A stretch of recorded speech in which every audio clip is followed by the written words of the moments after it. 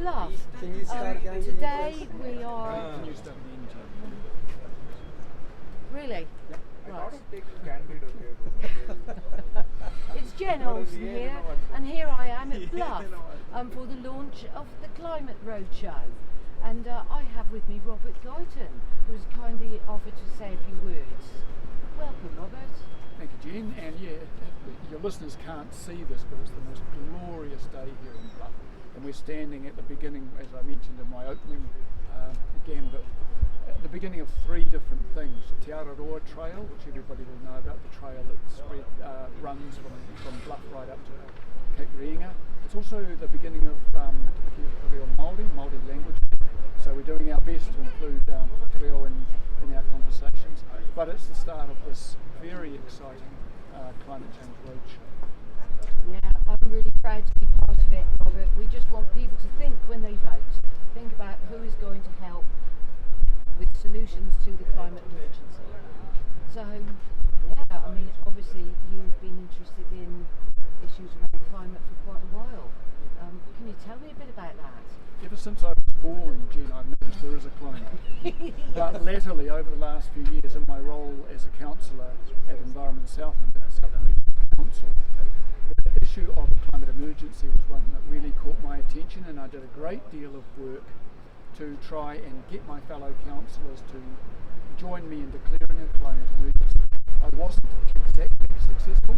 We came to the brink and they pulled back, as is the Southland quite conservative way. But nevertheless, it brought the issue out into the open and got everybody talking about it. And if it wasn't for COVID-19, we'd be talking about it still. But you'll know yourself that this latest iteration of world issues around the virus has kind of swept climate change out of the picture, and I think that's why I like what you're doing here with this roadshow, the Climate Roadshow, hoping to bring it back into focus for people, because it is a critical issue and one that can't just be left to simmer away for a few more years. That's not going to work. No, look, how true. This is what we've been saying within Extinction Rebellion. We'd really like to see the government spending money that they're spending on the COVID recovery on sustainable solutions for New Zealand. What would you like to see alongside those solutions, Robert? Well, I've got a strong interest in central government, having been involved with politicians for a long, long time, and a strong interest in local government. So I'm not really the kind of person who will play down or criticise them for the work they're doing. Politics is a very constraining art, and in many ways the government and local government are doing everything that they can within the cultural boundaries that they are set. However, the idea of a citizens' assembly, there's a lot of excitement around that.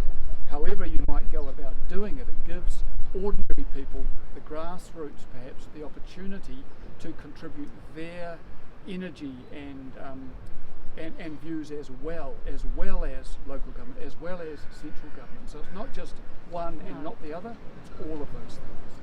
Well, I feel citizens' assemblies could actually help governments come to terms with some of the really difficult issues that they struggle with, because it takes a bit of courage to bring them up, and they're basically afraid that people won't vote for them.